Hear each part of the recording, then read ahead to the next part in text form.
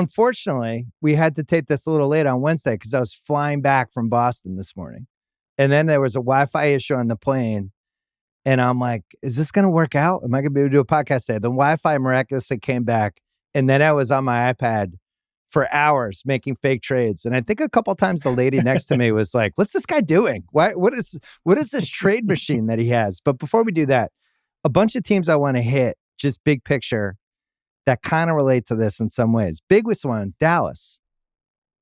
I think Dallas is in real trouble now. This Lively injury, it's a foot injury, and they're saying out 2 to 3 months.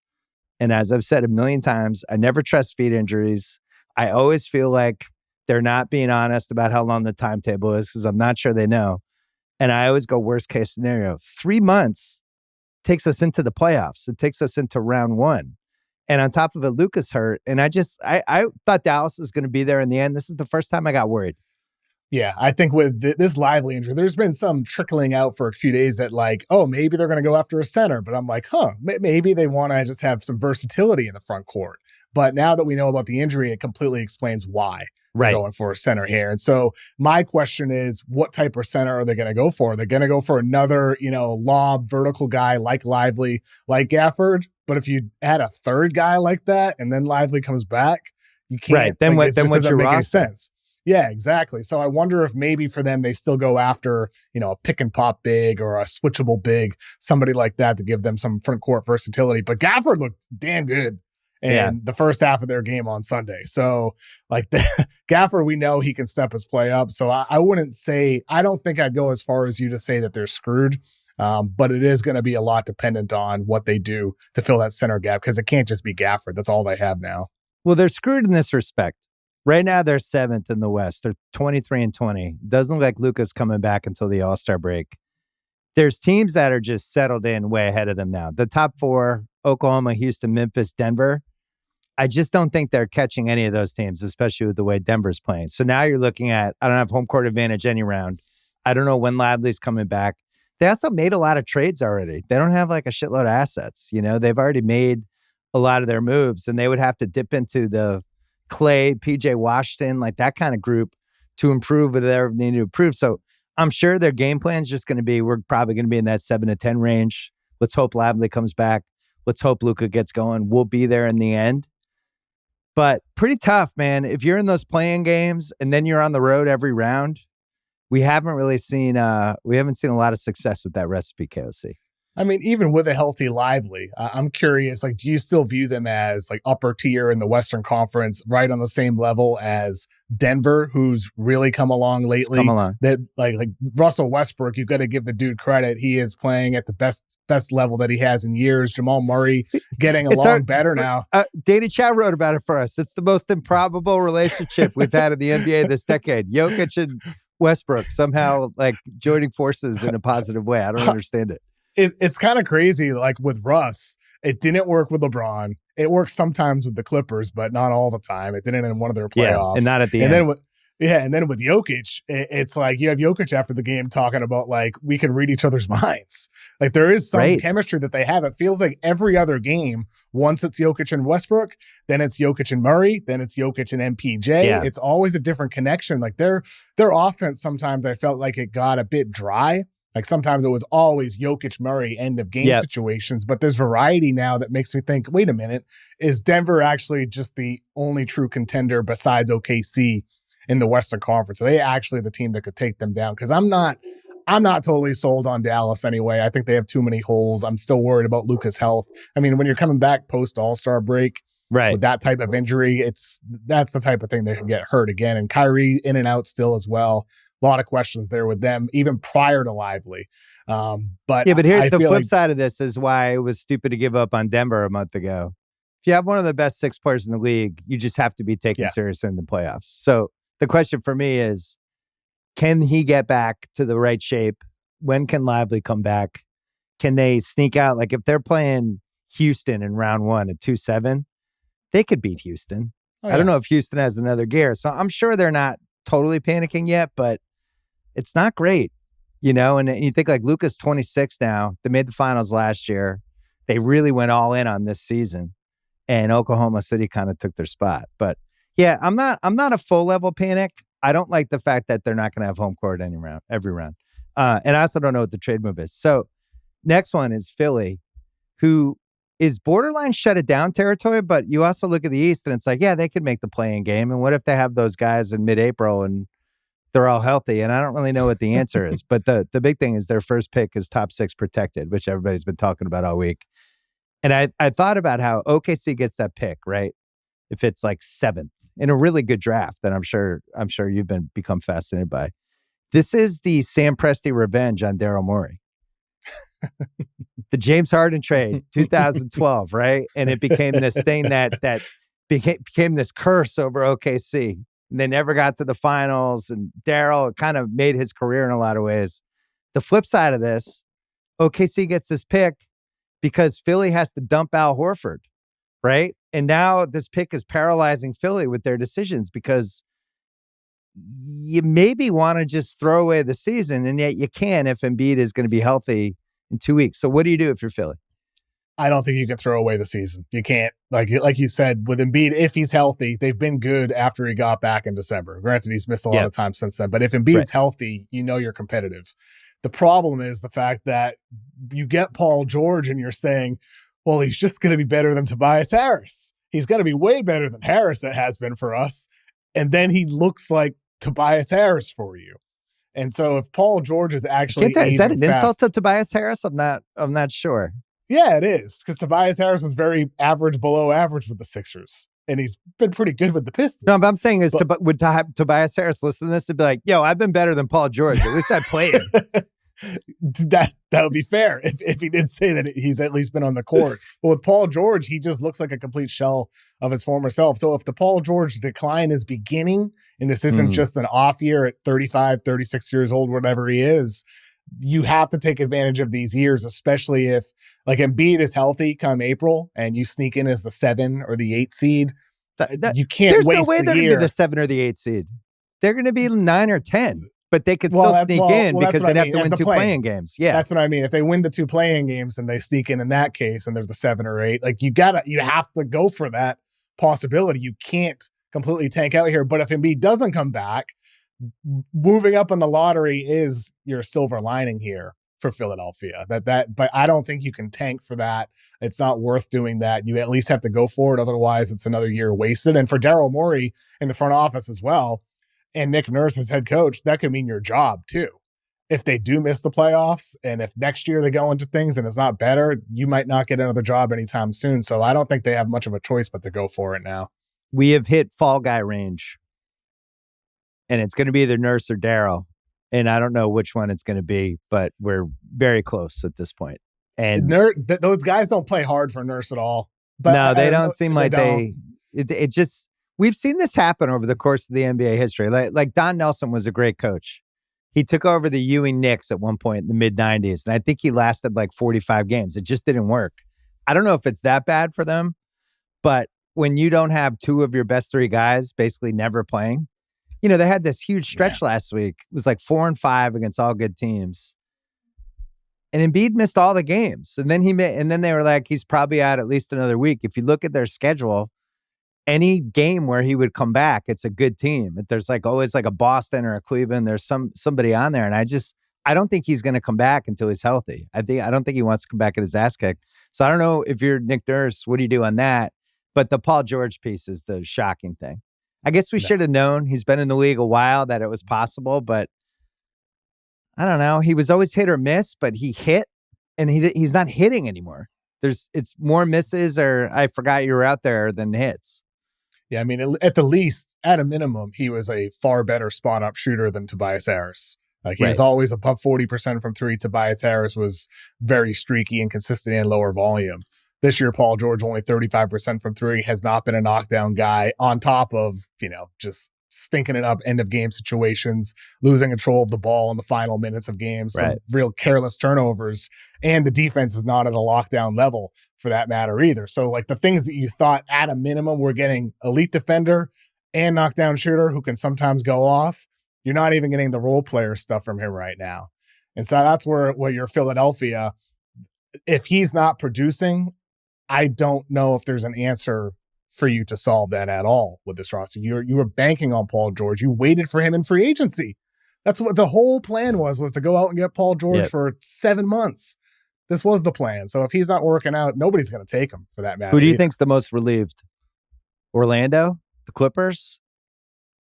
I wonder who else would have been in the mix on that. Well, Golden State was in the mix for Paul George too. Golden State. Yeah. But at they the were same trying. time, can you be relieved if you're them though? You're super average this year. Yeah. You're a 500 team.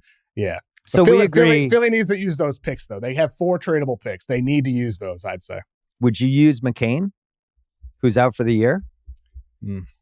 I don't know. He looks pretty damn good, Bill. Long-term, McCain, Maxey is your backcourt. Is that a backcourt that makes sense to you from a basketball standpoint? It's too small.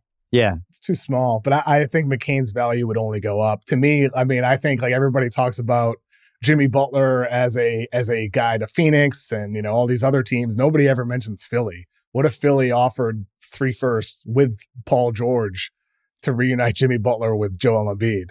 Maybe you don't do that if you're Philly. Maybe you keep your tradable picks and go elsewhere. But I'm just throwing the idea out there. And maybe Miami rolls the dice with Paul George as a longer-term salary.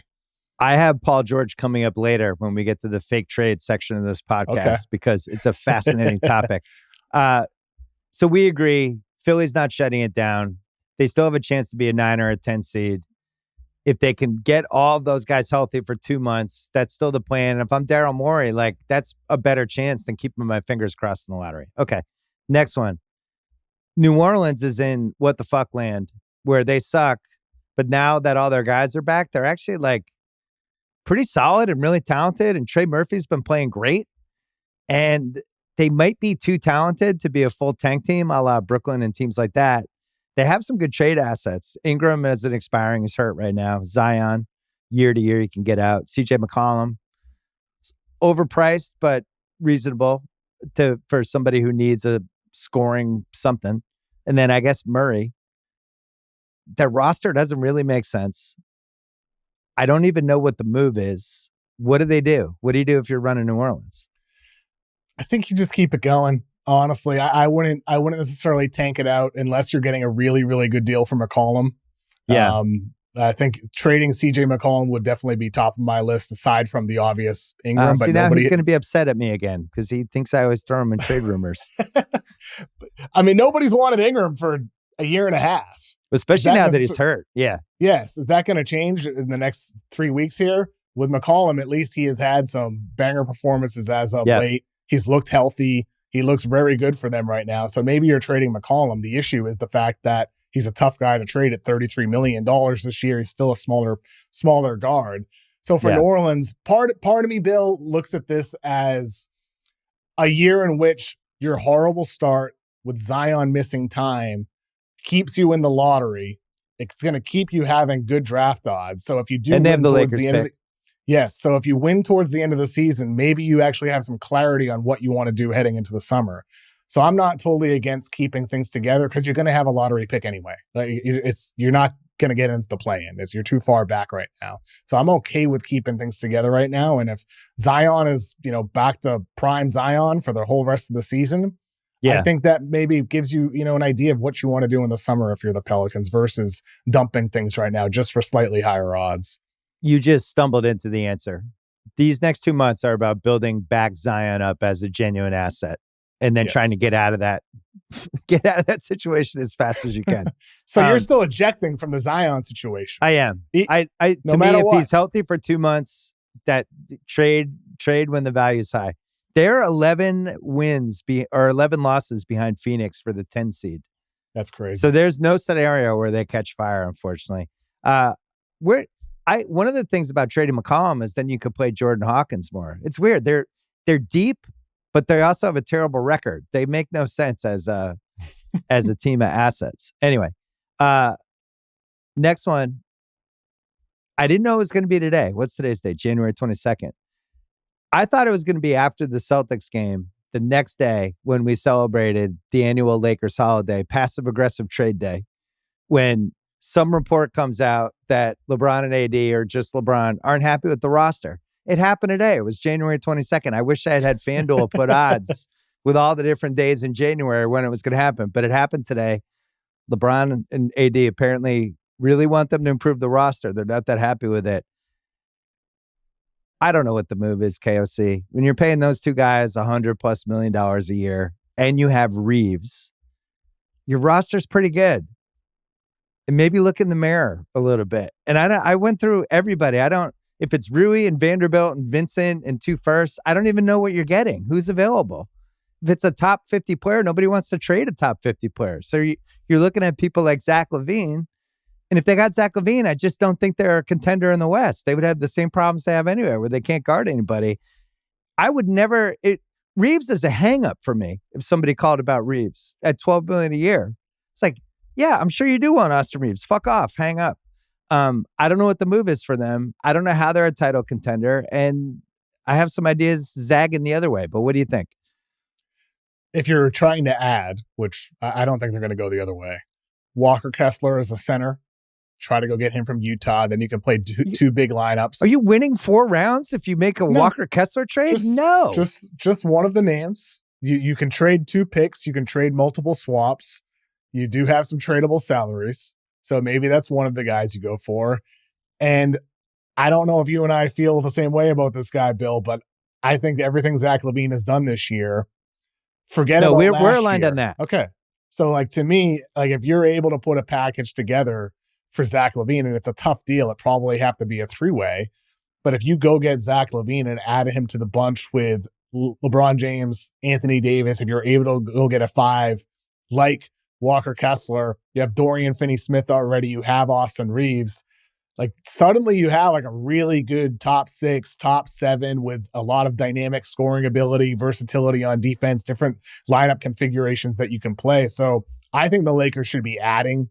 They should try to trade their 29 and 31. They should try to trade their swaps. They should try to go for something here. If I was a Laker fan, I would be losing my mind at this. You like, really? We're going to mortgage basically the next 6 years so we can fulfill this charade that we're a title contender? What if no chance against Oklahoma City? What if you slightly protect those picks? I wouldn't do it. I would zag the other way. And if Reeves is in a trade, they're just flat out stupid. What's the other way? Does that mean trading AD, trading LeBron? No, I have an AD idea. Okay. I think they should think about zagging the other way and trading AD. And, you know, it's a really interesting thing to bring up to Laker fans because I think they're grateful they won the title in 2020, but I also feel like they don't want to lose the entire decade trying to pretend that they can win a title with these two guys as their best players because they can't. You know, and you watch them. First of all, did you see that stat about how their record versus what the record actually is? Like how far the expected win rate or whatever that stat is, which backs up what I've watched. Like they've lucked out with some schedule stuff. I don't think they're that good, and I think they know they're not that good. Whatever their record is, they're gonna play the Celtics tomorrow night, and LeBron will have his A game, and they're just not good enough defensively if the Celtics play well. Granted, the Celtics can go 7 for 50 from 3. And get smoked in a second game back-to-back. But defensively, they're just not good enough. And I don't know if Walker Kessler is changing that. Yeah, if you look at the teams in the NBA right now with 23-plus wins, the only 2 teams with a negative point differential are Magic, minus 0.5, and the Lakers, minus 2. And the Magic lost their 2 best players for most of the season. Yes. Yep. And the Lakers, they're the only team in the West, top 6 right now with a negative plus minus on the entire season. I just don't see it. I would not give away the rest of the future just because LeBron wants a better team. You know, part of it is you insisted on the Anthony Davis trade. You guys won a title for it. You gave away all of these assets. You struck oil with Reeves. That was one of the luckiest things that could have happened to any team to get a guy. Was he undrafted or a second round? He was undrafted, right? Pretty sure he went undrafted. Yeah. And then they get him on this crazy contract because he didn't go out and shop himself. So he's like $12 million a year for, that's one of the best contracts in the league. So if you just look at those 3 things and the role players they have, you would think they would be better than they are, but can't guard anybody. Last team is Miami. So the Butler thing is, this is about as bad of a player-team situation as we've had in a while. It's also the NBA I grew up with, where stars would just get mad at teams, stars would miss planes. Even going into the 2000s, this would happen with people like Vince Carter. I don't know what his trade value is anymore, and I don't think you probably do either. I don't know what he's worth. I can't decide because he can opt in next year. He's such a head egg. He's 35. They have to trade him. Why am I offering anything for him? And he also hasn't done anything since game 2 of the East Finals against the Celtics 2 years ago in 2023. Like, he was inefficient the rest of that series, inefficient against Denver. He's missed time the last 2 years for, suspensions, for being a malcontent, for injuries, for age. I don't know what he's actually worth at this point for all those reasons. So I don't even know if I'd want to trade for him if I'm the Suns. I get the appeal. He's better than Bradley Beal. If you're obviously they're going to continue trying to build this thing up. If that's the trade, you're doing that. Yes, if it's Bradley Beal, you're doing that. Bradley Beal for Butler straight up, which would be just an insane trade for Miami to make. I don't know why they would take on an extra year of Bradley Beal. But that's why you have all these rumors trickling out about how it could be a 4 or 5 team trade because it's somebody else would be taking Beal in this situation. And I actually figured out what that trade would be. This wasn't one of my fake trades. I got one too for this one. I want to know if they came up with the same thing. But the part that has to be true is A, Beal would want to waive his no trade clause to go to Milwaukee, which I find hard to believe. B, Milwaukee would want Bradley Beal for this year and the next 2. So that you just have to assume that might be true. I don't think it is. Doesn't have to be the Bucks for Beal. I'm just the trade I came up with was Butler to the Suns, Beal to the Bucks. Miami gets Chris Middleton, Steven Adams from Houston, and Cam Whitmore from Houston. And Houston gets Brook Lopez. And that actually works. Houston would be taking on $7-8 million to turn Adams and Whitmore into Lopez, basically. And then all the contracts work. Bucks Miami's, just get Beal? Huh? Bucks just get Beal on this? Bucks just get Beal. That's it. See, I'm saying no if I'm the Bucks. I think I am too. There. Yeah. But I think when people talk about 4-teamers, 5-teamers, it's a trade like that. And I think a team like Houston has to be involved turning Adams and one of their younger, cheaper assets into a better center. Here's what I got for the Jimmy Butler 5-way deal. I got Suns get Butler. 5-way. 5-way. Suns get Butler. Heat get Chris Middleton and Pat Connaughton. Okay. Bulls get Bradley Beal. Bucks get Zach LaVine. And then the Pistons take Bobby Portis into their cap space. And then you distribute some picks to the teams that should get them, like the Bulls for taking Beal instead of LaVine. But that would be the players that work salary-wise. And so you got Beal, maybe he'd waive his no-trade clause, get reunited with his college coach, Billy Donovan, restore his career there. Who knows what his logic would be going there. But I don't think there's many teams that Beal would waive his no-trade clause for. And I thought it was very, very interesting that Mark Bartelstein, his agent, came out again publicly tonight. It's the second time he's spoken publicly about Beal. And he listed a bunch of teams, the Lakers, the Bucks, the Heat, all these teams he's not waiving his no-trade clause for. The Bulls weren't mentioned. So that might be because the Bulls aren't a team that a lot of people are talking about publicly in this whole scenario. But you do have the other stuff reported earlier on Thursday about the Bucks looking at Zach LaVine. I don't think the Bucks would want Beal either. He's not necessarily an upgrade over this diminished version of Chris Middleton, but Zach LaVine damn well is an upgrade over what you have in Middleton right now. So maybe Beal to the Bulls is something that could make sense there, which is why I came up with those 5 teams. And the Pistons is the 5th team. You could put other teams there, but they're the one with cap space, so it's just easy. That's good work, KOC. Here would be my my counter. I don't understand why the Bulls have to get rid of Zach LaVine. He's played really well this year. I actually think he's an asset. I'd want to keep him. We did the Ringer 100. I had him in the 30s. I watched him single-handedly beat the Knicks, the Celtics. He's the better the competition is, the more he goes up a level. If I was Milwaukee and I could turn Chris Middleton or another contract into Zach LaVine, I'm doing that in 5 seconds. Well, and he's way better than Bradley Beal. Plus he plays. Yes. If I'm the Suns, I'd probably rather get Zach LaVine than Jimmy Butler. I think you're right. I'd like Jimmy Butler. Obviously, he's proven it in the playoffs. He was younger at that time. Zach LaVine also has not been in those situations. But if you remove last year when he was out for the season with a foot injury, he's been awesome since 2020. It's been awesome. And he has, and this year he has the ball a lot, which is for the Lakers, he makes no sense because he's not going to have the ball nearly as much and he can't play defense, right? So If you're trading for him, it has to be a situation like the Rockets won't do it, but he's somebody that makes a ton of sense for me if I'm the Rockets, even though he'd hurt a little defensively. He's somebody in the last 5 minutes of a game can actually like match baskets with whoever the best player on the other team is. I think that's his superpower. Not a lot of guys, like the Suns don't necessarily need that, right? But if you're talking about the Bucks, who already have Dame and Giannis, but you're improving the Middleton spot with him basically the way Middleton's been playing this year, like I'd think about it. We're aligned though. I think Levine's been good. I hate seeing him get thrown into these trades like he's not an asset. I think he's an asset.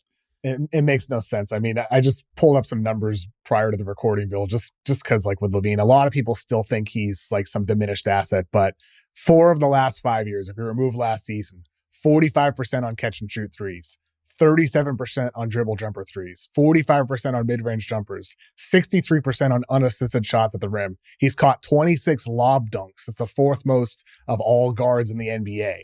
So he's versatile. We know he's a great athlete. He's an elite shooter off the dribble and off the catch. He's versatile with how he gets to those shots, screens and handoffs, pick and roll. He can shoot from mid-range. He can do a lot for your offense and fit into different roles at this point. So just like, I just forget about last year. He's been injury prone, but last year was the only year where it actually affected his performance ever since 2020. So to me, if I'm the Bulls, I'd be happy to keep him.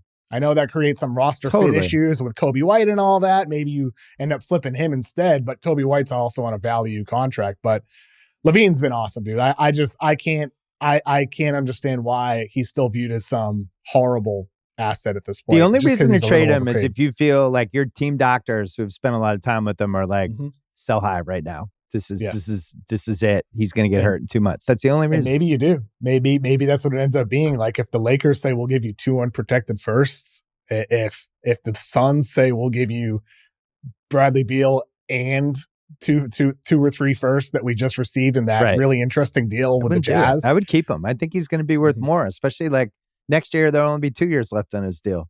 Yeah.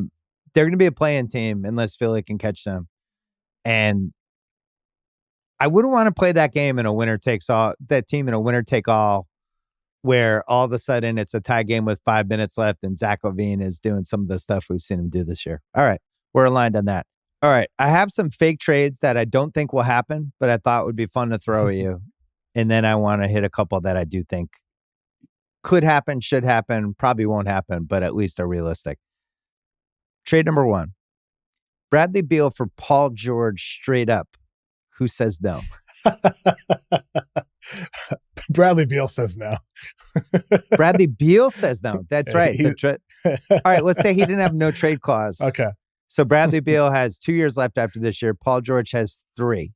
Oof. The Suns called Phoenix. The Sixers called Phoenix and said, we'll give you Paul George right now for Beal. And the Suns were like, really? Okay. Well, and they decided to do it. Beal has that connection with Embiid. Remember, Embiid was pushing for him a couple years ago. Mm-hmm.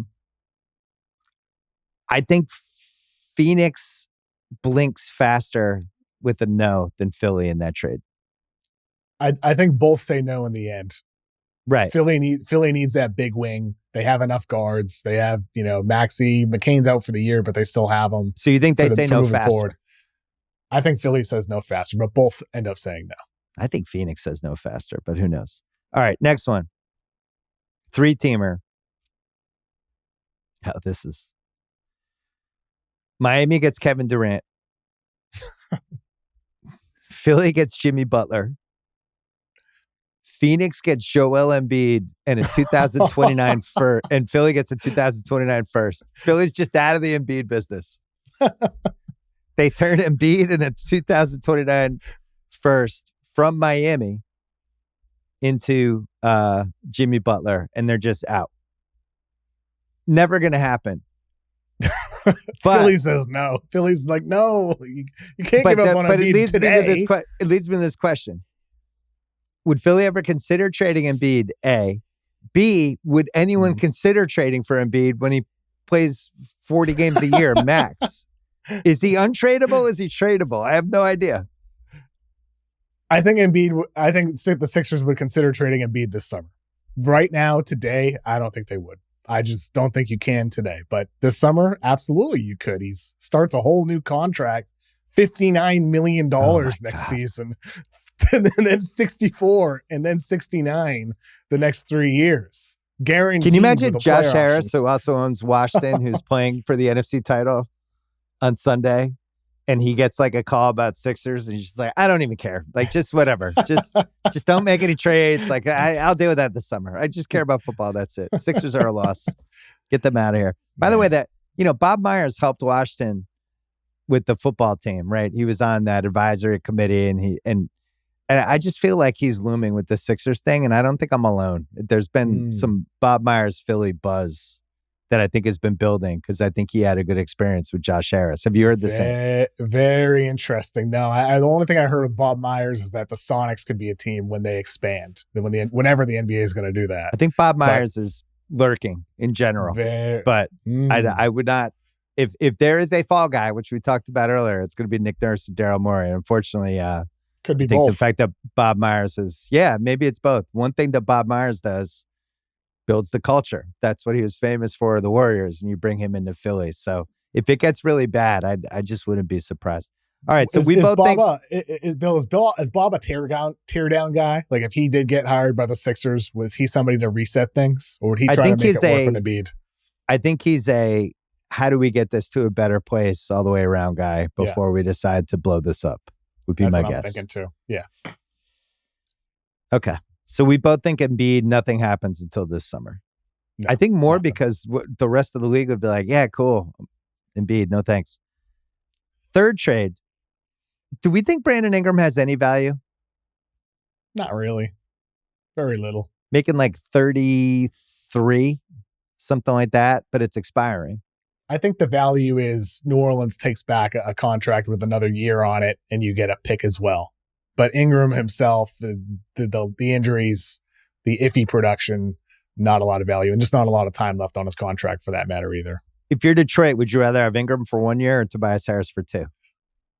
I'm liking it with Tobias Harris. I don't think I'd want to screw up that chemistry right now. Yeah, I think that's the right answer. All right, so I'm going to get rid of them in that trade. And I'm going to knock it down to, is there something with San Antonio and McCollum? Sorry, CJ, I threw you into a trade. McCollum, San Antonio has Trey Jones expiring. Zach Collins this year, next year, like $16 million. They have a little wiggle room where they could actually make a trade and take a bigger salary back. So there's ways to finagle it where they're basically just giving up an expiring Collins, who is a guy next year. They could give up. They have 1 million picks. I want to see the Spurs add 1 or 2 guys, and that's going to be a recurring theme for the rest of my fake trades. There's another version of this where it could be McCollum and Ingram together, going from New Orleans to San Antonio, and then New Orleans gets Jones, Collins, Harrison Barnes expiring, and at least 1 2025 first. I want to see San Antonio do something. Wemby's that. If you have a top 7 player, you can't pretend you don't have a top 7 player. If you have tradable stuff and 1 million picks, like, what's wrong with at least tweaking it and going for it a little bit? Is it possible you don't want to be too good too soon? Why? For the Spurs? I mean, what's wrong with having, another lottery pick this year in a draft where you could take Cooper Flagg if you end up getting lucky with the 5 or 6% chance with your lottery odds? It's impossible to go under 500 in Wemby. What's their record now? 19 and 22. 19 and 22. All right. So 10th best odds, 3% chance at the number 1 pick, which is unlikely. But so you're saying there's 1, 2, 3, 4, 5, 6, 7 teams they're definitely not catching from a loss standpoint, plus Philly. I mean, I'd like to see them add 2 for the right pieces. McCollum, point guard in his 30s. I'm iffy there, and I don't love the Ingram fit with. Okay, Wemby. So you wouldn't do anything. That's why I put it in the. I'm not sure I would do this camp. I wouldn't do that. There's other stuff I think I would do if I'm the Spurs, but I wouldn't do that. Okay. Well, I have another Spurs trade for you. Okay. This will never happen. I just want to. None of these 4 trades I did. None of them are happening. Do you have a Zion just one? A fun exercise. I'd think about Zion. That'd be fun. Well, Zion's coming later. Swing. Okay. This is the official blow it up trade for Philly, where San Antonio gets Paul George, Kyle Lowry, and Tyrese Maxey. Ooh. Wow. Philly gets Barnes, Zach Collins, Jones, Keldon Johnson, CP3, and a slew of firsts. Like just San Antonio, like 6 firsts, 7 firsts, whatever you do. And basically Philly just gets out of this whole thing. They do the super tank and they sell high on Maxey knowing they have McCain. This will never happen. I just want to do it as a thought experiment. Maxey, Wemby, that's what I'm talking about. Yeah. That's what I'm talking about. Yeah. San Antonio overpays. They pay 140 cents on the dollar, 170 cents on the dollar with all the extra picks they have, just with the end game being Maxey, Castle, Wemby, Vassell, and this is our team going forward. It'll never happen. You kind of like this one. Yeah, I love it. Yeah, I mean, I'm into it. It's kind of like the same reason why I liked Reed Shepherd for them in the draft, because I want that shooting, smaller, quick guard, speedy guy to pair with Victor. Like, I mean, I know the Chris Paul stuff is working. I get it. It looks good. Almost 40. But he moves so slow. He can't get into the paint anymore. I think Wemby should be getting a lot more lob opportunities than he's been able to, but that's because Chris Paul is very slow and he's not able to beat guys off the dribble, and defenses can just switch. You wouldn't be able to do that as much if it's Maxey or somebody like that. Would you still have Shepherd over Castle with that pick? I think so. Really? I love Castle. I love all Castle in on that dude. I mean, it was so close for me between those guys. I think I had it Shepherd, Castle, Klingon. It was, it's a Who do you 1A, have 1B. number one in a redraft now? Just throw all the teams out. Who do you think the best asset is? I don't know if I'd change that right at this point right now. I think I'd keep those 3. Was it Reed Shepherd's 49-point performance in the G League that won you over? Yeah. Yeah. Why do you think he hasn't been better in Houston? I just think it's a lack of playing time. They just have too many guys. Yeah.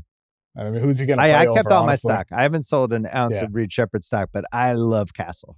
Castle's awesome. I would have taken Castle first heading into the draft. I would take him first now. I love how competitive he is. I feel like he's getting better. I think physically in like 4 years, I think he's just going to be like just a beast. I can't wait to see how he grows. If they, let's say they got that Maxey deal or whoever the small guard is, Castle can be like your Iguodala type to like Stephen Curry. Where he does everything for your team. He can defend every position, cut, spot up, screen, sometimes run pick and roll, handle the offense for you. Castle's just like a total true Swiss Army knife for that roster. I don't know. I love him. He's perfect with Victor, perfect for the Spurs. They're going to luck out at some point. There's going to be a team going sideways that wants to rebuild and trades their expensive point guard. 3 weeks ago, you could have said maybe it's Sacramento, but they kind of righted the ship a little bit. But at some point, there's going to be somebody with some leverage and a team that is ready to blow it up. Anyway, that trade's never happening, so don't aggregate it. Did you have a fake trade that's never happening, but you still were enchanted by it? Let's see on my lists. I think most of mine, maybe you could say there's a chance. So none of them I would say are super crazy. You put them in the year saying a chance. All right, let's move into trades we could actually see happening, even though if they probably won't. I'll get you. What's your first one? All right, first one. Orlando Magic. Anthony Simons to the Magic for Cole Anthony, Jet Howard, and 1 first-round pick going to the Blazers. So you upgrade over Cole Anthony with Anthony Simons, younger guy as well, that still fits the roster for you moving forward in Orlando. And Portland gets Jet Howard. Maybe he turns into something, a future pick, and they get some salary relief as well, since you're going to have Cole Anthony, Jet Howard in pieces rather than that big Simons deal in the $25 million range. And Simons has some Orlando connections, I think. Yes. He's from Florida. Yep. He's always been rumored as a possible Magic thing. And for Portland, it's all like an all-in, let's get a full look at Scoot. Scoot's been better as of late. He showed signs of life. So that's part of it. He's shown signs of life, all right. Yes. There's been life. That's part of it for Portland here. It's like you have Simons who's taking a lot of those touches. He's absorbing a lot of those minutes. Cole Anthony, great chemistry guy for the Magic. That's one reason why you wouldn't want to move him. But he could be that in Portland too. He could be the backup spark plug point guard. Simons is actually deserving of a bigger role. So I think he could get that with the Magic that he can't get with Portland, because you still need to invest in Scoot if you're the Blazers, despite all the ups and downs. I think what we've seen the last 5-6 games, which I've been monitoring very closely, was and plus the Billups quotes too. Billups seems like really fired up about him all of a sudden. But stuff's clicking, things are happening. They're starting to move the team toward him. They're also in the tanking situation, so it's perfect. Just let him make his mistakes. But I'm with you. Simons probably needs to go for the Scoot piece. I don't know what he's worth. So if you're saying like Orlando gives up a first, that's going to be a bottom half of the first round first, unless it's this year's draft, because their record isn't nearly as good as it would have been because of all the injuries. So they own their own first the next 6 years. I would probably want this year's first from them if I traded Simons. Yeah, I think so too. Because going forward, they're probably going to be a top 8 or 9 team. So, all right, that's a fun one. My first one. I want to get Cam Johnson, who's been floated around a lot, and Brooklyn clearly wants to trade him. I've decided Detroit should be the team that gets him. And Detroit has the Tim Hardaway expiring. They have a weird situation with their pick because New York owns their pick. So it's like protected and it just keeps rolling over, but then you can't trade 2025 or 26 because eventually it'll be realized in 27. So I was thinking, I wonder how the Knicks would help them out and remove the protections from the pick so that Detroit could trade this year's pick, try to get Cam Johnson and maybe that other Knicks pick. Then I started thinking, you don't see teams do this much, but what if the Knicks traded Mitchell Robinson to Detroit as part of the deal? And as part of the deal, they got this giant trade exception, and they forfeited their rights to the Detroit first. And they got Day'Ron Sharpe back from the Nets. And they just got a backup center making $10 million less than Robinson. And then the Nets would be like, we'll give you D'Angelo Russell too. He's available. And the Knicks are going, no thanks. But is there something there where it could be a 3-teamer, not a 2? The Knicks could get something out of it, cut some salary, create an exception. Maybe it's just Cam Johnson for Tim Hardaway and a pick, and it's a later pick. But is there something there? Because I feel like there is. I would like the Pistons. I want to see them get better. I mean, it's complicated. So like, I'm just trying to figure out the salaries here. So Mitchell Robinson, to be clear, he's going to... He's $14 million. Detroit could actually take it because... to Detroit. Because they're way under the cap, trade right? Exception. Well, they have the cap, yeah. Well, if they're taking a Cam Johnson, they won't be under the cap, though. I did it in the trade machine, and it all worked because there's trade exception stuff, too. Anyway, it could just be Cam Johnson and Hardaway and a pick, and we could make it easier because that works, too. But I mean, I'm intrigued. There. I mean, regardless of the surrounding pieces, the idea of Cam Johnson on the Pistons makes a lot of sense. I mean, as a better Tim Hardaway, basically. Yes, that's the type of guy they should be going for sure. Like if it's an easier deal to make, then maybe. But like, I don't know about all the other pieces. But Cam Johnson on the Pistons, yes, please. Like that's a good idea. I made it too complicated, but yes, I just think simply that idea I like. Yes.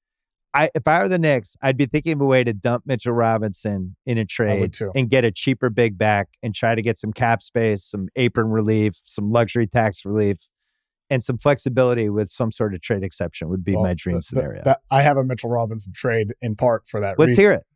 I got the Knicks and the Jazz. I got Mitchell Robinson, Deuce McBride, who would pay me to trade, and Precious Achiuwa for Colin Sexton, Walker Kessler, and a salary filler in Svi Mykhailiuk. So in this case, you would do this deal if you're the Knicks, knowing that Mitchell Robinson may not be coming back for the entire season. And so you get Walker Kessler back to fill a similar role. You get Colin Sexton as an upgrade over Deuce McBride. I love Deuce. I think Deuce is better than Tom Thibodeau. Yeah. I mean, Tom Thibodeau barely plays him, though. He barely plays any of the guys off the bench. So maybe you don't even make this deal for that reason, knowing Tibbs is going to have Walker Kessler playing 8 minutes a game and Sexton playing 15. Right. but maybe he would play some of those guys more.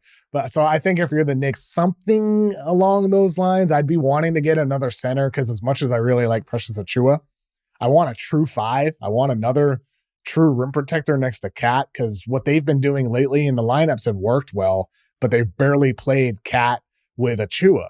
Yeah. It's worked when they have. It's been really successful for that team, but I want to see somebody that allows Cat to be in that role he was next to Gobert in Minnesota. I know Achua doesn't offer the rim protection that, say, Walker Kessler could. So maybe I've made that deal too complicated and you trim it down. No, I see what you're trying to do with it, though. If I'm Utah, I don't, 5. Why do I have to trade Kessler if I'm Utah? Is what I keep coming back to every time I see his name in trade rumors. I mean, that's the case with a lot of guys. Like, why am I trading this guy? Yeah, I'm sure you do want him. He's a young guy in a super cheap contract, and he produces and he protects the rim. Why do I have to trade him? Like, they're probably, I would assume they're going to try to be good next year or try to be better. How many years in a row can you throw away? Yeah, there's something there. I think the Knicks have to think that way. How can they package next stuff? Year, Bill, they got to go get BYU's AJ Devonsa. One more year of being crappy. Oh, you think they're throwing away another one? One more year. Just one more if you're the Jazz. That's and also next year's class has more than just AJ too. Like next year's class, you get the Boozers, you got Kareem Lopez, who's dominating in the NBL right now, is 17 years old in a men's league. So there's a lot of guys in next year's class that could be, a number one quality pick. So I think it's one more year for Utah. Where's the Bansa and the Brooklyn and the Brockton rankings right now? It's got to be number one. Hagler's got to be one, right? Oh, I mean, right today, like current living, all time. It's rising. This is top. All time, yes. Devonsa's gonna prove it. Was it Rocky Marciano from Brockton? Yeah. Over my shoulder, these two bobbleheads. I got Marvin Hagler. So Marciano and Hagler are 1-2. Yeah. Oh, yeah, all time. Yeah, they're 1-2 without a doubt. What if San Antonio traded for Jordan Poole and Jonas Valanciunas and gave up Jones and Collins and a first-round pick and kind of dabbled in getting better, but didn't really do it and didn't really give up anything? And if you're Washington, you're like, this is great. Now we got rid of the one guy who can actually win games for us. We got rid of a center that keeps getting mentioned in these trades. We know what happens with these centers. They always end up going for second-round picks. Nobody gives up a first-round pick for the $9 million pretty good center. But if you're San Antonio and you could add just Jordan Poole and Valanciunas for nothing, like basically nothing, why wouldn't you do that? So with Jordan Poole, Bill. Yeah, let's hear it. Throughout his entire basketball life, he's been a near 90% guy from the free throw line. He's had touch near the basket on floaters, but he's never been a consistent three-point shooter until this season. 25 years old, over 40% from three for the first time in his entire career after he was a below 34% guy. What if this is the new Jordan Poole? What if he figured it out? 2022 finals, Jordan Poole is really Jordan Poole and Draymond Green just punched it out of him for 2 years. Mm-hmm. I think he's worth taking it's this year and the next two on his contract. He's overpaid, there's no question. But if you're San Antonio, what do you care? You're not spending that much money anyway. And for Poole, like it's not like you have him till he's 27, 28 years old. Yeah. So it's not a long-term I think he's been legitimately good this year. I actually like watching him on the Wizards this year, right? I know. The Wizards went from one of the worst watches in the league last year to, oh, wait a minute, they're pretty fun. There's some, like Poole's been really good. Alex Sarr's getting better. They've been a fun team to watch. Well, you can tell who's not watching the Wizards when people are like, what if they can get Kyle Kuzma? And it's like, you obviously haven't watched a Wizards game this year. He's been one of the worst players in the league. Nobody wants Kyle Kuzma. Kuzma has not been good. But Poole, I'm intrigued. I'm intrigued because for a long time so you like this one. This might be the first one we've fully agreed on. I like this one because Poole is the type of guy that I think is worth a swing. Like for the Spurs, these guys, I don't want to get. When they first drafted Wemby, Bill, I was thinking, oh, they should accelerate. They should go after Brook Lopez and have another big. They should go after a veteran and really support Victor and be good right away. I've backed off that the last year and a half. I want them instead to take these short-term guys who are swings. I'd be open to Zion, Jordan Poole types, guys like that who help you be competitive, but you're not having to overspend all of your future assets because the time you're going to be really wanting to trade in those assets, like the 2 future picks you got from Minnesota, the picks you have from the Hawks, that's going to be in the next 2, 3, 4 years in that range when Victor's into his mid-20s. that's when it's time to go build and try to go for it and take those really big swings on proven guys. At this I still point, think you want to be, but I still think you want to be competitive in a real way now, which is what Preston did with OKC the last couple of years, right? Just because he lucked out in a bunch of different ways, but his skill as a GM, but also like guys blossoming maybe faster than they thought. But all that stuff was good for them. Those games that OKC played the last 2 years led to this year. I think if you're San Antonio, you want to start thinking that way. Totally. Can this year and next year lead to 2 years from now we're a 60-win team? And they are competitive. They're just slightly below 500. They're really great when Victor's on the floor. So they're tough at the end of games. They have the same problem Houston has, where it's, if he's not getting the ball in the right spots, it's really, or Vassell is really the only other one I kind of trust with the ball. CP's too old now. And Vassell's been disappointing this season. No, he has. But I mean, at least I feel like he can get the shot that he wants. I don't know if it's going in. But it's really hard for them to create offense down the stretch. And Jordan Poole, no issues creating. Jordan Poole, no issues. issues. So all right, so we're aligned on that one. I would love to see them do. I like it. I'm into it. That's a good creative idea. I hadn't thought about Jordan Poole as a target for the Spurs. That's a good one. Do your Zion one. You must have a Zion to the Spurs one. Right? I don't have a Zion to the Spurs one. I was just intrigued by the idea after you mentioned the Pelicans trades. I'm all in. I mean, there's multiple ways that could go. I don't know how many picks would have to be involved, but I think putting Zion. I talked about this a couple weeks ago. Rolling the dice with Zion, with that team, with the spotlight of being Wemby's teammate, different organization, a lot of history, titles.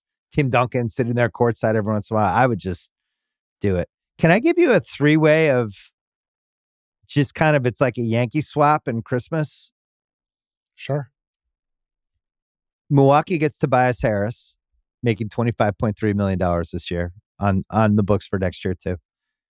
Minnesota gets Chris Middleton, $31.7 million. Detroit gets Julius Randle, $33.1 million. This actually works in the trade machine. So Detroit's taking almost $8 million extra salary to quote unquote upgrade from Harris to Randle, maybe for this year and next year if he opts in. Minnesota's saving a little money and getting rid of the Julius Randle issue that's kind of haunted them all season, even though I think he's a good basketball player. Just doesn't make sense for them. So they would save $1.6 million, which with the tax becomes like $20 million or some crazy number. And just kind of people passing stuff around. I kind of like it. And Milwaukee's saving money. But I kind of like the idea of Randle on Detroit because even Monday, everyone was going nuts about Cade. Cade had 10 turnovers in that game. He has the ball all the time. He kind of needs one more person. I don't want Randle in Detroit. So you don't want Randle anywhere. Is there a team you want Randle? Brooklyn. So you think he's become a good stats, bad team guy? Yeah, I think that's exactly what he is. I mean, it's crazy to say that about a dude who was 2-time All-NBA, and he's had some really good seasons, but he's just been horrible for Minnesota this year. And he's also had times where he's horrible for the Knicks. And so you have this really good thing going right now with the Pistons. And I know Cade's not perfect yet, but I don't want Randle clogging the lane for Cade when things are finally opening up for him and he's looking like a borderline All-NBA guy. But why do you like it for the other teams, though? I'm just curious. I like saving money if I'm Milwaukee, and I like saving a little money if I'm Minnesota and getting rid of the Randle piece. And for Detroit, I think the bet would just be Randle was 24-10 and was an All-NBA forward, a couple times for the Knicks and got put in one of the worst possible situations in Minnesota for him as a basketball player where it just doesn't make sense. Maybe there's an actual asset here. Or is that in part his fault that it's not working perfectly? Oh, it's definitely partly his fault because he doesn't know how to play any other way. But that's the thing. It's like, well, maybe on a different team, there's something more here. I would think about it. But I also think Detroit probably has better moves. Like I like Cam Johnson for them more than Randle. Yeah. But Randle's not, to me, he's not a sunk cost. Like Beal is a sunk cost to me. I don't see a scenario where he's worth that money ever again. Randle, I'm not positive. So I'm sure you do too. I know some Knicks fans who still swear by Randle, and we're like, guy's getting a bad rap. He was really good for us. Those people are out there. Then there's other Knicks fans who can't stand him. Give me a trade. All right, I got a small one. This is a Suns one. Yusuf Nurkic and one of the first you got in that Utah deal to the Blazers for Robert Williams. Send Nurk back to Portland. Get Time Lord, obviously injury prone, but he's a lob guy. Fits the Nick Richards profile. And he makes way less money than Nurkic. Yes, so you're saving money and you're getting a guy who fits your Portland roster. probably has to throw something else in there to make this salary work salary wise. Nurkic really? For Williams. Oh, yep, it does. I mean, I would do it just to get off the Nurkic money next year and save the luxury tax. Nurkic is, I don't know if he's not the worst contract in the league, but when you think about, he's one of the most untradeable, I think. 2 years. It was hilarious.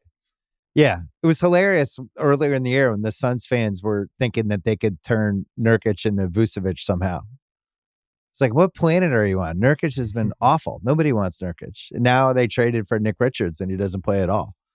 So I would do that for both teams because Nurkic had, the only thing is if you're trading a center, if I'm Portland, do I want to get a center back? Is it worth it just to get a random pick? Is there a way to make that a three-way deal where Nurkic goes somewhere else? Maybe Nurkic comes off the bench for you behind Klingon. Something like that, but then you have the Ayton issue as well. But I want to see them go with two bigs sometimes. I'd like to see them try that out more often. I don't know I think Billups is resistant to doing that, but at least Nurkic is a guy, he's a vet. Maybe he plays a little bit off the bench for you, but being back in Portland, maybe he won't pout like he is in Phoenix right now. Is Ayton a trade piece to you in any way? I don't think so. So he's another one. I agree with you. He's been productive, but who's trading for him at $30+ million? So many teams have fives right now. I don't think there's many teams out there that would want a five making his money with how inconsistent he is. Yeah. I don't know the team. I'm not sure. New Orleans made sense a little bit before the season, but not so much right now. Yeah, not like when they're 12 and 32. Yeah, yes, they're the only team that I really had thought of before the season. At this point, I don't see something there for him. I have one more big trade, so give me one more from you before I do my big one. Let's see. I got one right here. I got a Cam Johnson one. I mentioned this on my podcast with Bobby Marks earlier in the week, and he was iffy on it. So I'm curious about your thoughts. Cam Johnson to the Cavs for Isaac Okoro, rookie Jalen Tyson, Niang's contract, and their unprotected 2031 first. And Bobby was iffy on it because the Cavs, you could argue, and I think his reason is pretty sound here, you could argue the Cavs should try to get under the luxury tax this year to not get that clock started. So you become a team on over the tax multiple years in a row. Once Mobley has to be re-signed and all these guys' deals come up. And so Bobby was like, maybe you go the other way and try to trade a guy to get under the tax. I think that makes sense. At the same time, Cam Johnson is very clearly an upgrade over Isaac Okoro. He adds dynamic shooting ability to your team when you're on a 70-win pace. This could be your chance to go for it. This could be the only year. Who knows what's going to happen in the future? So I like the idea of at least going for it this year and trying to roll the dice with somebody like Cam Johnson, adding more upside to your team. I don't like it. And I'll tell you why. I think if that team loses in the playoffs, it's going to be because of their inability to guard wings, right? Cam Johnson's not helping me with that. So if I'm using my last trade chip, and I agree, their shooting's great. That always helps. But I don't think he's playing crunch time for them because now I have Garland out there and Cam Johnson. If I'm playing Tatum and Brown, who's guarding Tatum and Brown if I'm playing those guys together? So I feel like if they're going to do a trade like that and go into the major tax, I need somebody who can potentially guard Jason Tatum in the last 5 minutes of a game 6 in Boston. And I don't think it's Cam Johnson. That would be my counter. I don't know who it is though that you can go get. I mean, like Isaac Okoro is a better defender, but he also is somebody that you're going to be helping off of on defense. It's always a push pull with these guys. So for the Cavs, you have limited assets. Well, why do they have to do anything? They're playing really well. Like I guess that's my other question with them is like they seem like they all love playing with each other and they're having a great season. Like sometimes continuity is the move, right? Mm-hmm. Yep. Sometimes it is. And sometimes you regret not trying to add another piece. It can go both ways. I think it depends. Like Cam Johnson's a good guy. I think he could fit into any locker room flawlessly. I don't think it'd be an issue. He's having a great season. The team. Yeah, he's been great. So I just think if you're talking about like who defends Tatum, who defends Brown, like it's hard to defend those guys, all these great players at that level anyway, unless you have a truly elite. Maybe it's easy to defend Jaylen Brown lately. Right now it is. Yeah. Hey, he's going to try that fall away again from the foul line. That'll be great. Try that one more time. Drive to the middle of the floor with your left hand again. Yeah. But I think for the Cavs, if you're talking about that matchup issue, I mean, you do have Dean Wade, who's been really good defensively for you. But even then, Dean Wade alone isn't stopping those guys. It's having Evan Mobley shade over and help. It's having Jared Allen presence at the basket. It's Donovan Mitchell helping at the nail and shading help over. Like it's more than one guy. So I don't think Cam Johnson's some liability by any means. He's just an average defender, but he's definitely somebody that they would pick on compared to the others. Yeah. And by the way, if you're picking on anybody, like if it's an end-game lineup, it's Garland. It's Garland still. No matter now I what. have two guys I can pick on. I'm using Cam Johnson's guy to set the screen for Garland, and it's like a feast now. Could be. It's an interesting one because on the other hand, you could say, well, we're just going to outscore everybody. Now we have Cam Johnson. We're scoring 120 points a game, and we'll figure out how to get some stops. I'd be really scared to do that much if I was Cleveland because it seems like one of the few teams we have right now that actually really likes playing with each other. Yeah. Right? How many teams, when you watch these games, how many teams actually seem like they all like each other? It's less than 5. OKC, 100%. They're the number one version of that. Cleveland, I mean, obviously 1 and 2, both 1 seeds. They happen. Boston really likes each other, even though they're not playing that well. I would put them on that list. They're just bored. I think Boston's bored right now. No question. Do you have another one? Because I have one big one. Is there another one you want to throw? Go with your big one. You ready for the big one? I got my favorite ones out. Yeah. It's an Anthony Davis trade. And the thinking is, we've gone as far as we can go. We've done everything we could for you, LeBron. You've been here since 2018. We won a title together. We went and got your guy, Anthony Davis. We drafted your son and gave him a no-cut contract. Every time you've pushed us to do something, we've done it, including the Russell Westbrook trade, which were hands off after that happened. We've taken this as far as we can go.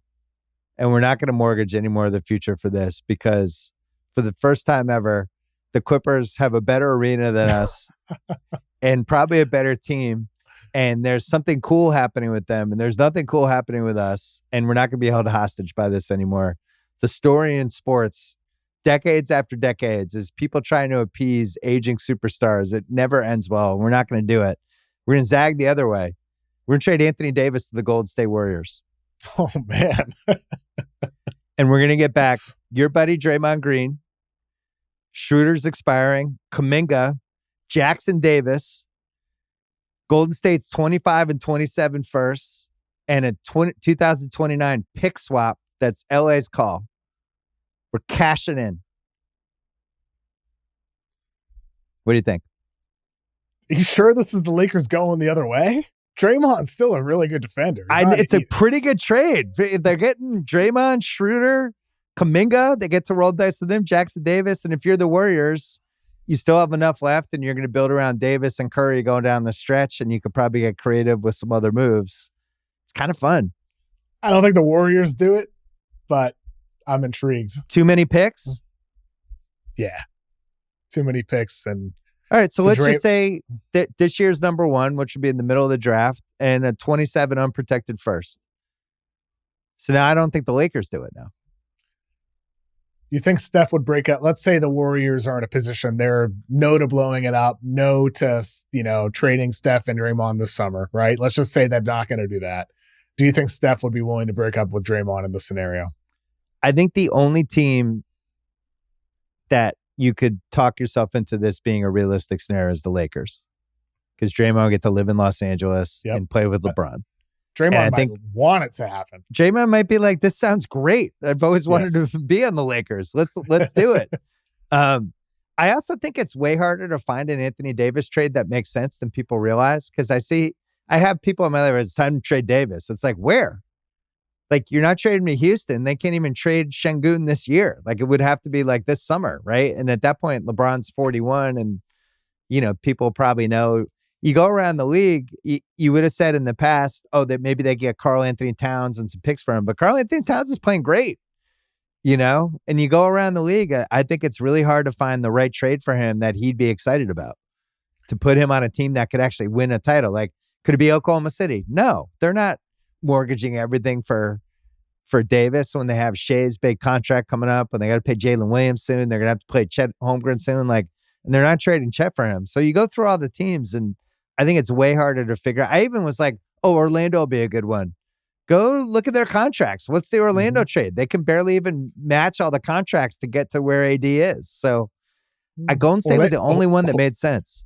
Orlando's interesting, though. If they were to give Isaac, who's like $24 million, I'm doing this off the top of my head. Cole Anthony, who's like 12, and then I think Jet Howard. So Isaac would have to be in the trade. Yeah. Maybe that gets you there. Orlando would be interesting, too.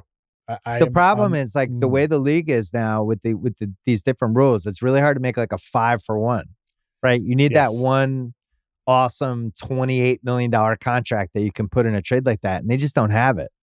So they could put, you said, what'd you say, Cole Anthony? Something like that. I'm pulling up a trade machine right now. Yeah, I'm looking at Spot Track. Isaac at 25, Anthony at 12.9, and then Jet Howard. I think Caldwell Pope would have to be in it. Right? I'm not sure if he has to be. Isaac makes 25 this year. That is pretty high. 25. That's not what so it would work. Yeah. 80 is $43.2 million. And then for Isaac, Anthony, and Jet Howard, those guys are. Well, wouldn't Carter have to be in that trade, though? No, I mean, it wouldn't have to be. Like, finance-wise, he wouldn't have to be. Like, you could put him in there instead of Cole Anthony, potentially, I think. Is Cerruti on this? No. You can't do Wendell Carter. You could do Wendell Carter. No, you can't trade Wendell Carter. Is Cerruti on this Zoom or no? I can't. Carter has a trade restriction. All right. 80 for Isaac, Anthony, and Howard, and then like a bunch of let's picks. Put Carter in there. I think you can't trade Carter. Carter cannot be traded this season. Oh, because he had the extension. Yes, so he can't be traded. Yeah. What do you think, Cerruti? I think about it. I mean, I've been one of the. I feel like you, when we were in Denver, that we were talking about that. I was like the king of the Lakers should trade AD. Like, what's the point? Like, get what you can get for him. I never even thought of this as a possibility. I mean, it's not really what they need, but just imagine that team that has like all-time defensive capabilities. Like, that would be absurd. I mean, just go all in on your identity. I'd be a little bit worried about, I don't know, the injury concerns and the age profile stuff, but it would be kind of fun. So you'd have to do 25, 27, 29, and 31. I think you'd have to do 4 unprotected firsts. Probably throw in the Denver first that you have that rolls over, and then maybe a swap. Like how many picks is that, KOC? I mean, you just listed. Is it 5, 6? Do you want to give all those picks for AD? I think that's where awesome. I say no. I think that's where I say no because I don't know. Is the timeline right? Like when in 2 years, like they're not winning the East this year. Maybe next year they could be a top 3 team. I mean, let's see about the health situation, but. Like it feels like they're going in completely opposite directions. Cerruti, can I pause button you right now? Yeah, go ahead. You'd have a starting front line of AD, Paolo, and Franz. The timeline is like now when all those guys come back. I don't want to play that team. I don't want to see that team in a playoff series. The timeline is this year if you do that. I want to do but it. But if it doesn't work picks. out, you're kind of screwed, right? You would. If he gets hurt. I want to do it for all those picks. 3 picks? I'd be cheap there if I'm the Magic. Like 80's 31 right now. He's got 4 years left until he's 34, 35 years old. And he's going to be making almost $60 million the next 3 years. KOC, this is the part where I remind you that the Knicks traded 5 first-round picks for Mikal Bridges. Oh, I know. Davis that's is like the bar. 11th best guy in the league. I know. That's the bar. I think it has to be 5 picks. I think I'm saying no. I think I'm saying wow. And just wait for something else to happen. Because you do picks? But here's the one thing, Cerruti, right? Like, what is that next thing? Because no, you're right.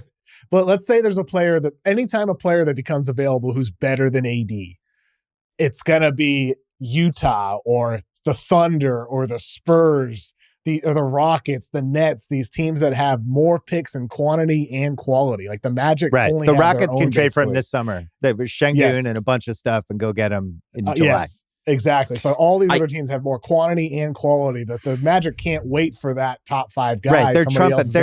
They're jumping the line and grabbing him now.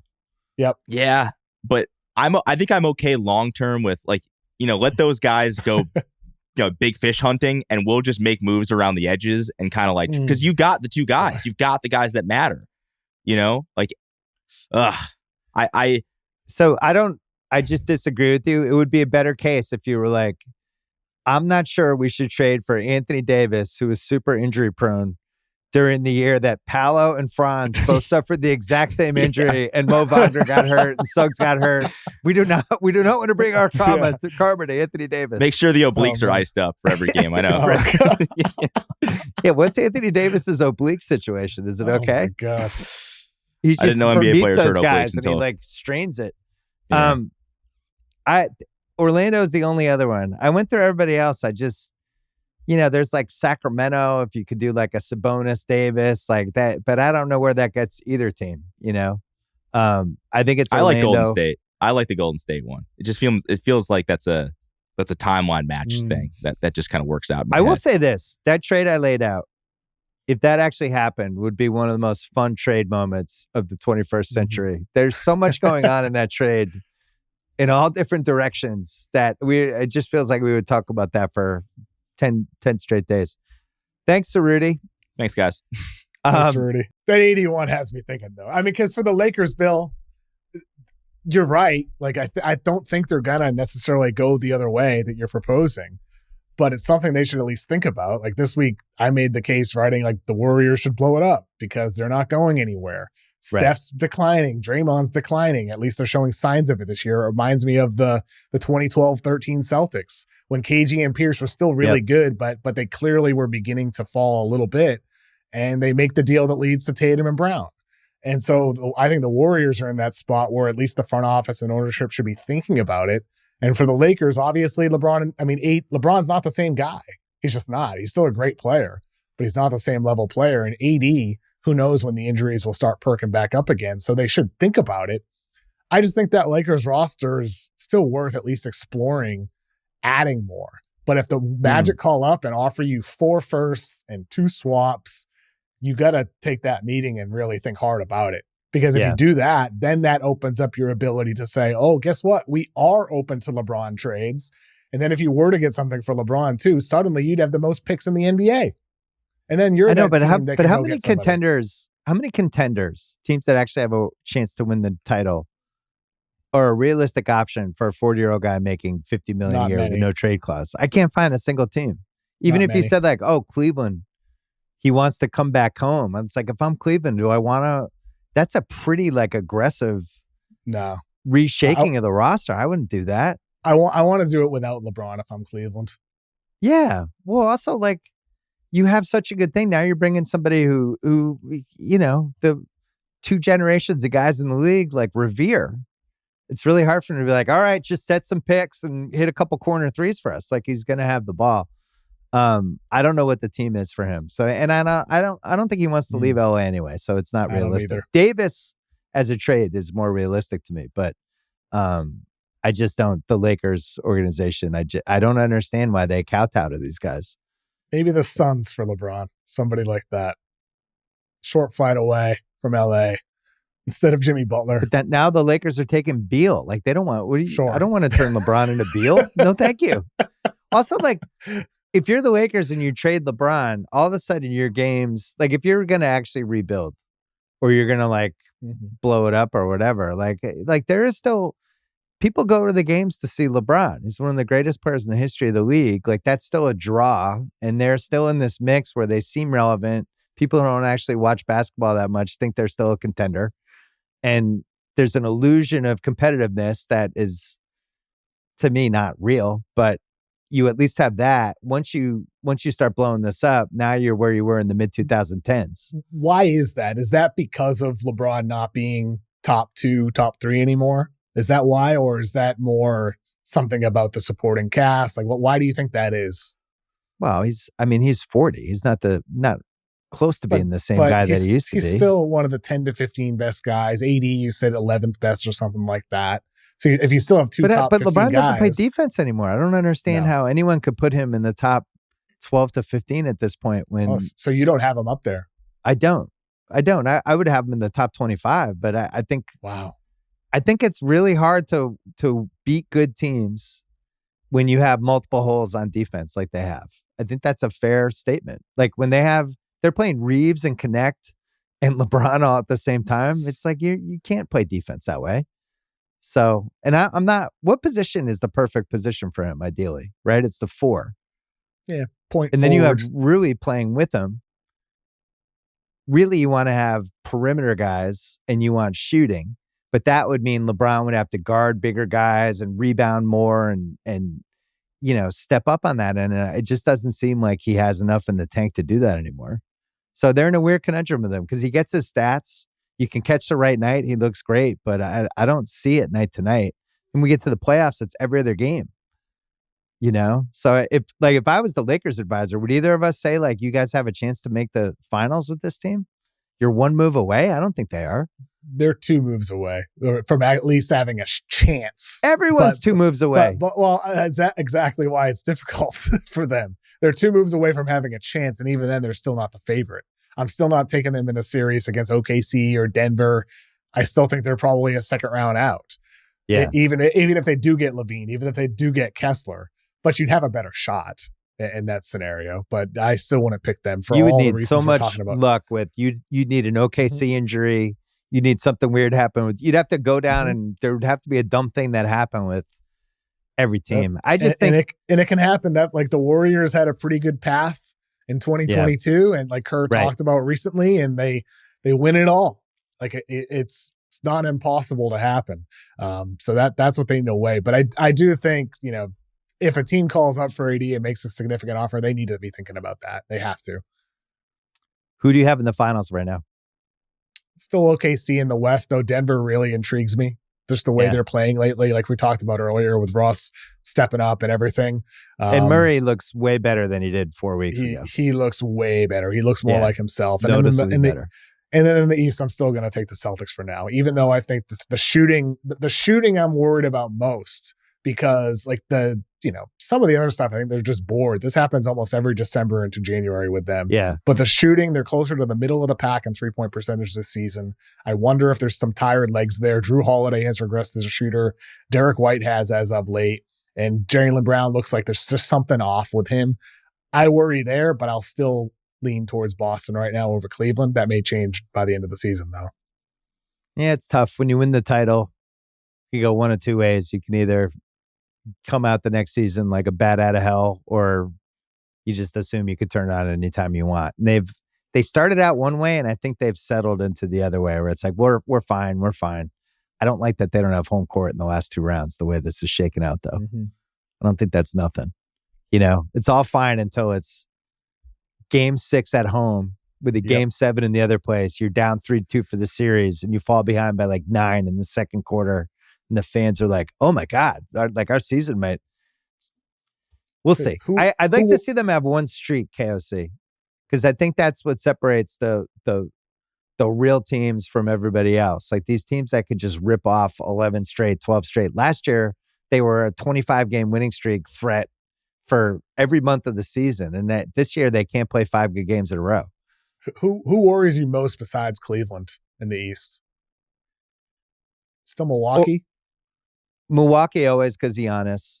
Mm-hmm. Orlando a little bit because of the defense. I'm still like Orlando. I'm not just saying this to make Cerruti's night. Orlando's just kind of hanging out over there with this crazy defense. Though. They're not beating Boston. Their offense, they're 30th and 3-point. They haven't had their guys. And I know, but even with those guys, their offense isn't there yet. The defense scares me because this Celtics team can look really clumsy and really static, and the toilet bowl offense can go into full effect. And with all those guys they have just guys to throw at Tatum and Brown. And I don't like the way the guards on the Celtics have played for 2 months. We're taping this before I go to the Clipper game tonight.